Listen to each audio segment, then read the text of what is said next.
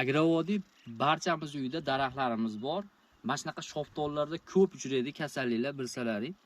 Sizlarda ham xonadonlaringda agar shunaqa shoftollarni baglari bujmaloq bo'lib, zang, sho'r kasalliklar tushib, daraxtlaring уже nobud bo'lishga kelayotgan bo'lsa, hozirdanoq chorasini ko'ringlar. Buni o'zi aslida sizlar kech qolgansizlar. Buni tanasini tozalashimiz kerak edi. Birinchi o'rinda bardoni sepish kerak edi. Biz reklama qilganmiz, ko'rgansizlar, biz bog'larda foydalanganmiz. Bardo sepilganda bunchalik alanchilik ahvolga olib kelmas edi.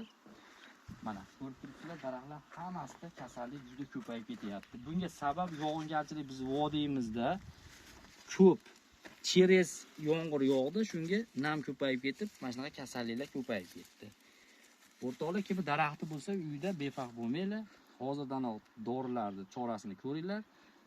Agar bilmasalaring, nomerlar qo'yib ketamiz. Telefon qilib bemalol bepul konsultatsiya olib, o'zlaringizni uyidagi daraxtlarni himoya qilinglar. Sog' bo'linglar, salomat bo'linglar.